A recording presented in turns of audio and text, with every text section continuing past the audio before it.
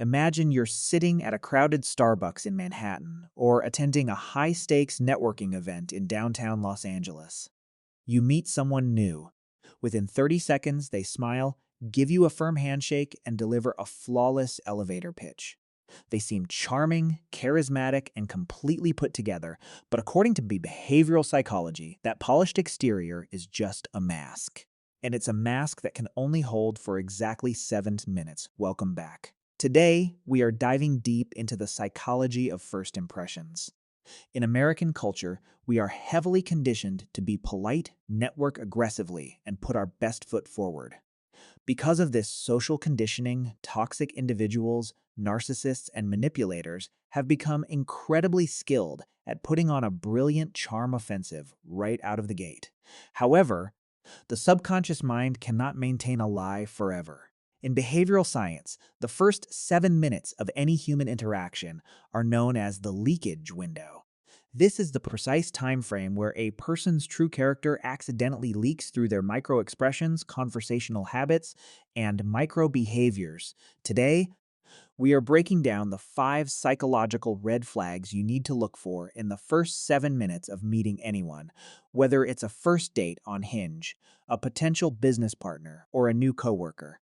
If you ignore these early warning signs, you are setting yourself up for months of emotional drain. The first major red flag drops within the first 2 minutes, and it's called asymmetrical respect, popularly known as the waitstaff test. This indicator has absolutely nothing to do with how this new person treats you. When a toxic person meets you and wants something from you, whether it's your affection, your business, or your approval, they will treat you like royalty. They will look you in the eye, nod, and validate everything you say. But psychology shows that true character is revealed by how a person treats those who can do absolutely nothing for them. Watch them closely the moment they interact with the barista, the server, or the Uber driver. Do they say thank you when their iced coffee is handed to them? If the order is slightly wrong, do they become disproportionately passive-aggressive or condescending? In the US, we place a high cultural value on egalitarianism, the core idea that everyone deserves basic human dignity regardless of their job. A person who is incredibly sweet to you but dismisses a service worker with a snap of their fingers is showing you their true hidden nature. They are telling you that their respect is purely transactional. The exact moment you stop being useful to them, they will treat you precisely how they just treated that server. The second red flag pops up around minute 3 or 4, and it's a psychological phenomenon called conversational narcissism. By this point, the initial greetings are over, and you are getting into the natural flow of conversation. A healthy human interaction is structurally identical to a game of ping pong. It relies entirely on social reciprocity. You share a detail about your life, they listen, validate it, and hit the ball back to you with an engaging question. For example, if you say, "Yeah, I actually just moved here from Austin," a healthy response is, "Oh, wow, Austin is great. What brought you out here?" That is a healthy volley. But a conversational narcissist doesn't play ping pong, they play catch. You throw them the ball, and they simply keep it. In the first 7 minutes, notice the ratio of talking to listening. If you tell them you just got back from a trip to Colorado, do they immediately hijack the topic and say, "Oh, I love Colorado. I actually skied Aspen last winter and stayed at this luxury resort," and then proceed to talk about themselves for the next 5 minutes? If they do not ask you a single meaningful follow-up question about your life within those first 7 minutes, they aren't talking with you. They are talking at you. They don't want a genuine connection. They just want an audience. By minute 5, a manipulator will transition into the third red flag, boundary laundering, or the just kidding trap. Toxic people need to know exactly how much control they can exert over you, but they can't ask you directly. Instead, they test your boundaries by disguising subtle insults as humor or sarcasm. They might make a passive-aggressive dig at your outfit, your drink choice, or your career path, and then immediately follow it up with, "Oh, I'm just kidding. Don't take it so seriously." This is a highly calculated diagnostic test.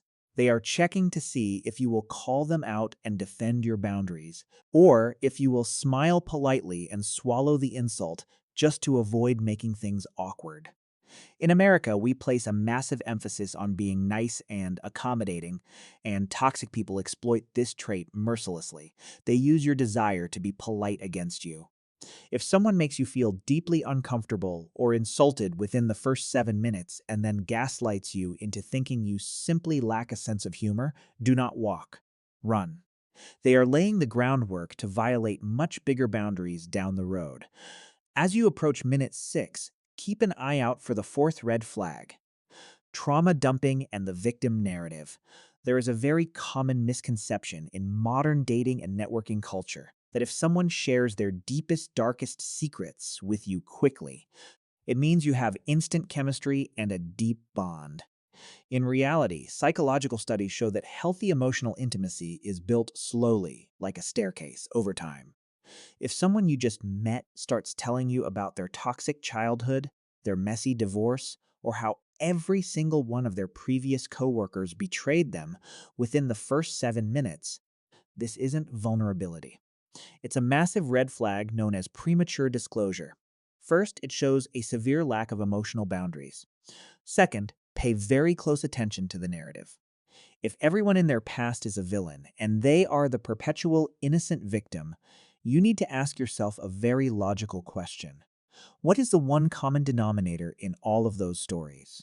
People who paint all their exes or ex-bosses as crazy completely lack the capacity for self-reflection. It is only a matter of time before you become the next villain in their story. Finally, we reach minute 7.